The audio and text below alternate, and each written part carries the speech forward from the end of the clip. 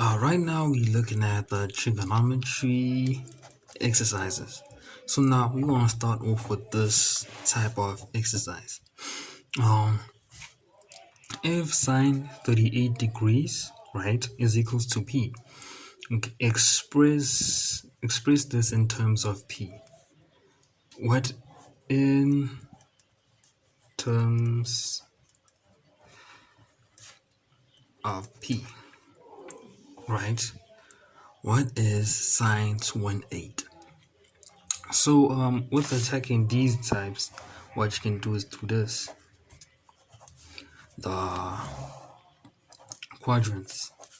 So basically what you would know is this is 0, right? 0 degrees, 0, 90 degrees, 180 degrees, 270 degrees, and 360 degrees, right? With that being said, the triangles look like, okay, let's not draw the triangles at this point, because the triangles we've also proven in the previous videos, right? So this would be the 90 degrees minus theta would be right here, the angle, and this would be 180 degrees minus theta. This is 180 degrees plus theta, and this is 360 degrees minus theta, right? So basically, let's just put these in brackets. Hope this is neat. Okay, so now with this being said, one thing one can pay attention to, as also having considered the point that this is all, right? For all the sine, tan, and cos, right? And right here, the positive angle was, remember this is cos. Cos theta is positive here. That means tan theta. Let me just remind myself. Tan theta is opposite over adjacent, so negative, right? And here it is opposite over hypotenuse. Yes. So this is sine. So yes, sine theta, right? So I've highlighted these just for the importance as to what will be positive at a certain point. So we start off by looking at these right here. In which quadrant would sine 218 fall into? 218, where would it fall within these four quadrants? Would it fall in 180? Let me get a calculator. So yes, 218 basically. Would it fall within this quadrant, this quadrant, this quadrant, this quadrant? 100 minus any angle is now 218. 180 plus something, but making sure it's below 270. Has to be plus an angle which is way below 270. And here is 360 degrees minus an angle but higher than 270 degrees. As you can tell at this point, 180 degrees. Let's say 218 minus 180. That's 38 degrees. And 38 degrees, right? 270 minus 180, right, is 90 degrees. So basically it is supposed to be less than 90 degrees for it to fit into this point. So there's 180 degrees plus an angle less than 90 degrees. Sorry for that mistake. Making sure it doesn't go over 270 degrees, and this point making sure it does not go below 270 degrees, therefore not going below 90 degrees. So with that being said, 180 degrees, as we have found here. 218, right, minus 180 degrees is equals to 38, which is less than 80 degrees. So therefore, it can fit into this quadrant as 180 degrees plus 38 degrees, right? It's just highlighted for.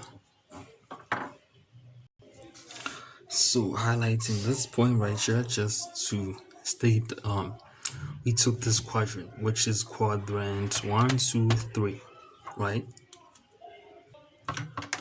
With this being said, this means we will rewrite the angle. Let's just put in 180 plus 38. That's 218, right? 218 degrees, right?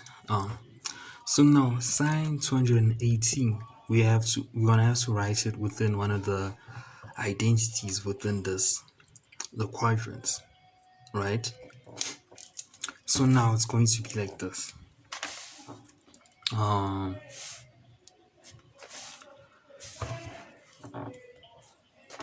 Sine, right, was 218, written as sine 180 degrees plus 38 degrees, right? Now we have to look at those. Remember, is it compound? Okay, you have to look, no compound double angles, right? Let me write down the rules of it. So now, we're gonna go across all the compound angles. So let me look at an example. So an example we got here is sine,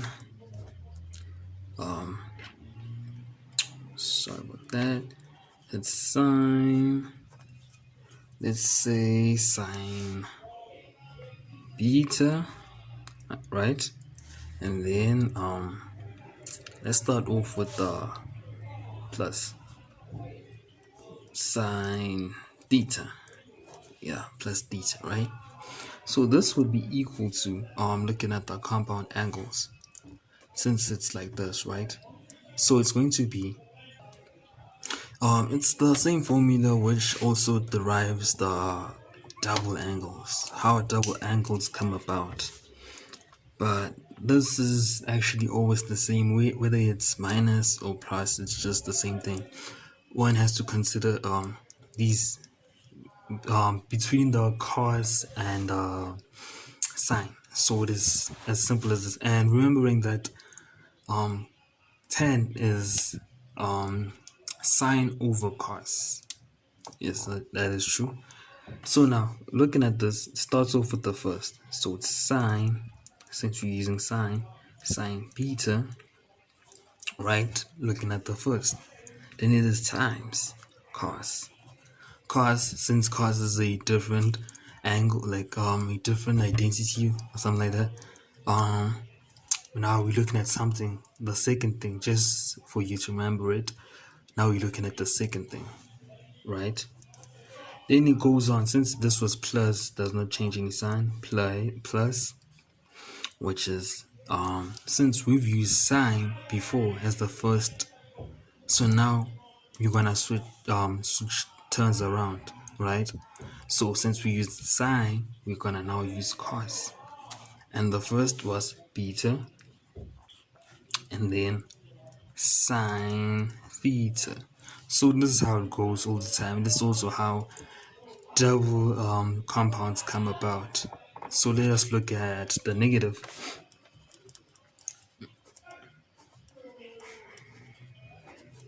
Sine beta, okay, sine beta minus theta, which is equals to sine. Okay, yes, same story, whether it's negative or positive.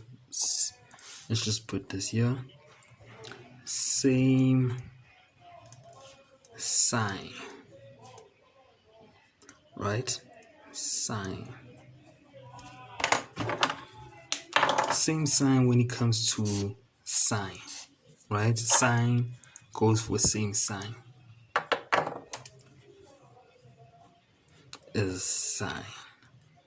Yeah, just remember same signs for sine. So it's the same sign when it comes to sine. So that meaning this, if it is a plus, it will be a plus right here. Then even when it is negative, it's the same drill. Sine, start off with the first, which you're looking at, sine beta times cos theta. So what we're looking at, then it's minus, which is the sign right here, minus, since we start off with sine, again we're going to start off with the second one, which is cos, and the first angle, cos beta times sine theta. So this is how it comes about. So let just how double angles come about. A double angle, right? Double angles mainly use the positive sign right here. Just let's say we just call it a shortcut at this point. So a typical double angle for sine would be sine to this sine, right? Which will be equal to sine this cos this, right? Then since it is, oh, sorry, I skipped a step. I want to make sure it is clear.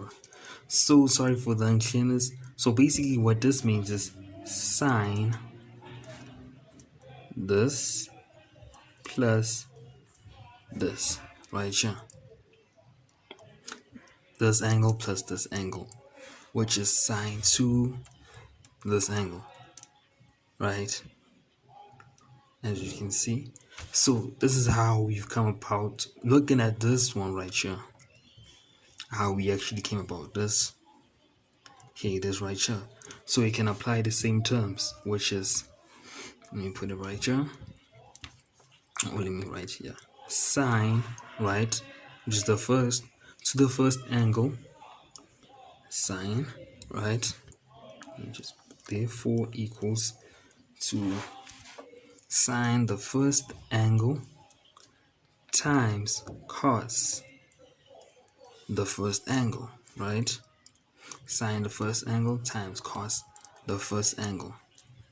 Then it is plus, again we start off as it is here, we start off with sine, so this time we'll start off with cos the first angle times,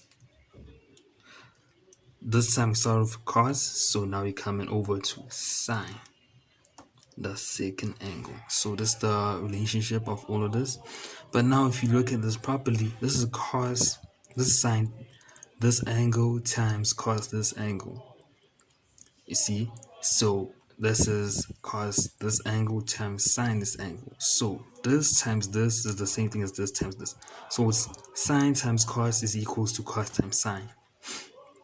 If this was 1 and this was 2, 1 times 2 is equals to 2 times 1. If you see this, so that's how it comes about as. You can rewrite this to make this way more clearer. Let's do this. Sine this angle times cos, plus we can flip this out. Cos theta, cos this angle times sine this angle is still equal as sine this angle times cos this angle. As you can tell, this times this is equals to this times that. Let me just highlight that. Because this times this is equal to this times this, right? So if you look at it properly, this times this, and this times this. It's sine times cos, which occurs 2 times. That's how it happens. That's 2 sine cos as the double angle. That's how the double angle comes about. Double angles mainly used for a good reminder. Double angles use the plus of the compound angles, right? So the plus, this would be the plus. That's how you come about the double angle for the sine. Also, the double angle of the cos also comes from the plus, but now with the cos it's something different. Let us look at the compound angles of cos.